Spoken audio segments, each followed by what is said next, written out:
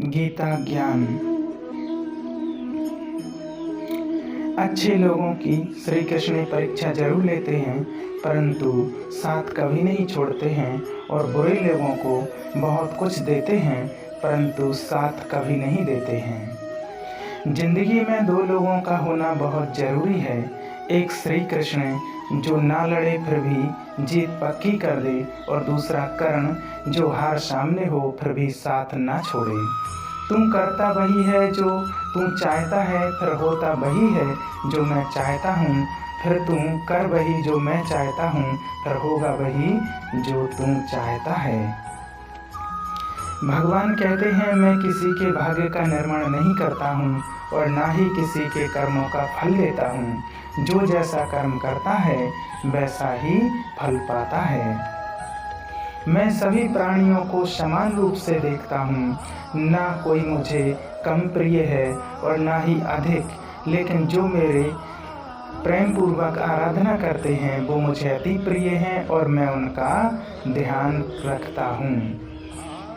एक बार राधा रानी ने श्री कृष्ण से पूछा, माधव, प्यार का असली मतलब क्या होता है?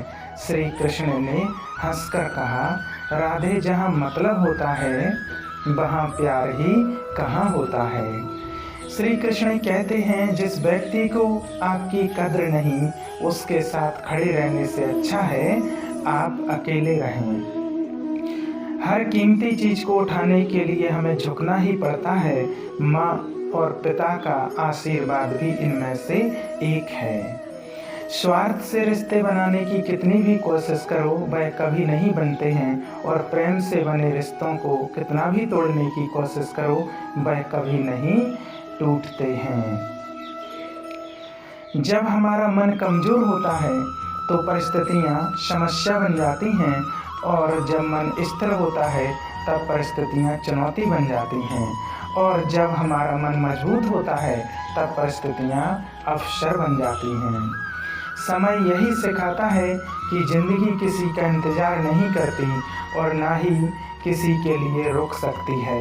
मनुष्य को अपने कर्मों के संभावित परिणामों से प्राप्त होने वाली विजय या पराजय, लाभ या हानि, प्रसन्नता या दुख इत्यादि के बारे में सोचकर चिंता से ग्रस्त नहीं होना चाहिए। यदि आप अपनी गलतियों से कुछ सीखते हो तो गलतियां सीढ़ियां हैं, और नहीं सीखते हो तो गलतियां सागर हैं। निर्णय आपका है, चढ़ना है या डूबना है।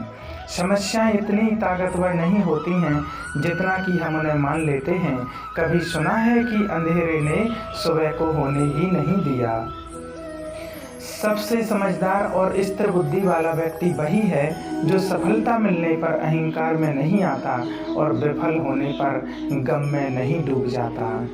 जिसने मन को जीत लिया है उसके लिए मन सर्वश्रेष्ठ मित्र है, किंतु जो ऐसा नहीं कर पाया उसके लिए उसका मन उसका सबसे बड़ा शत्रु बन जाता है। जिसने मन को जीत लिया है उसने पहले ही परमात्मा को प्राप्त कर लिया है, क्योंकि उसने शांति को प्राप्त कर ली। ऐसे मनुष्य के लिए सुख दुख, सर्दी गर्मी और मान अपमान एक जैसे होते हैं। अच्छा, ओम शांति।